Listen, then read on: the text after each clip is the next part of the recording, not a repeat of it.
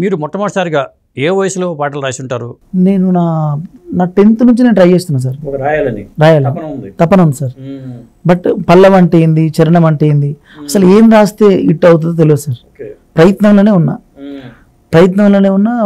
అప్పుడు నేను మనకు పాట అంటే సినిమా పాట అనే ఒక ఐడియా ఉంటుంది సార్. ఆ సినిమా పాట మనం ఒక టైటిల్ రిలీజ్ అవుతుంటే ఆ టైటిల్ ఊహించుకొని ముందే పాట రాసేవాళ్ళం మేము.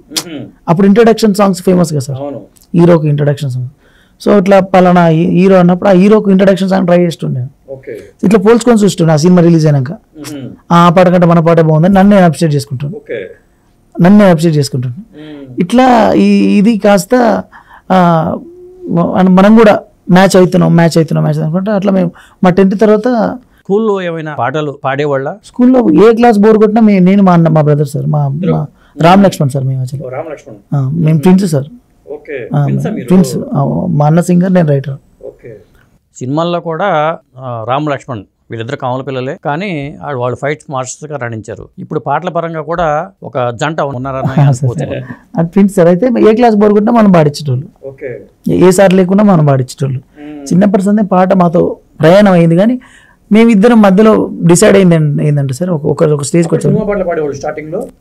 సినిమా పాటలు అసలు అంటే పాట రాయడం తెలియదు సార్. అప్పుడు 10th అయిపోయిన తర్వాత నేను డిసైడ్ అయినా, ఇంత పెద్ద ప్రపంచంలో పాడడానికి వేల మంది లక్షల మంది ఉన్నారు, ప్రతి ఒక్కరు పాడతారు. బట్ పాట రాసే వాళ్ళు చాలా తక్కువ మంది ఉన్నారు. పైగా మనం ఇంకొకరిని పోయి అవకాశం అడిగితే వాళ్ళు మనకి ఇవ్వరు. సో పాటనే మనం తయారు చేస్తే పాట మనతో ఉంటుంది కదా అనే తపన నాకు 8thలోనే మొదలైంది సార్. 8thలోనే నేను ఎక్కడో టీవీలో చంద్రబోస్ సార్ పాట విన్నా. నేను నాకు అంత ఐడియా లేదు ప్రాపర్గా, కానీ చంద్రబోస్ సార్ ఆయన మాటలు చాలా సాధారణంగా ఉన్నాయి. చిన్న పదాలు నన్ను కదిలిచ్చినాయి.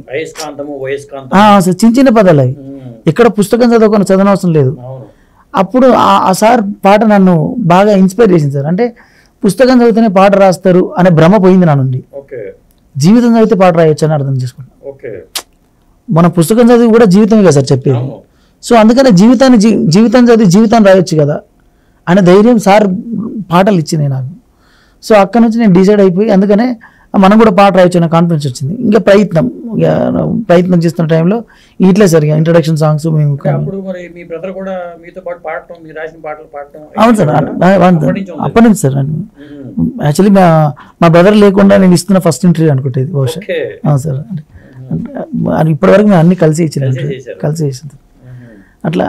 అట్లా మేము ట్రై చేస్తున్నప్పుడు, ఇండస్ట్రీకి వచ్చి ట్రై చేస్తున్నప్పుడు కూడా ఏదో పాట అయితే రాయగలుగుతాం అన్న నమ్మకం మమ్మల్ని ఇటువైపు అడుగులు వేయించింది సార్.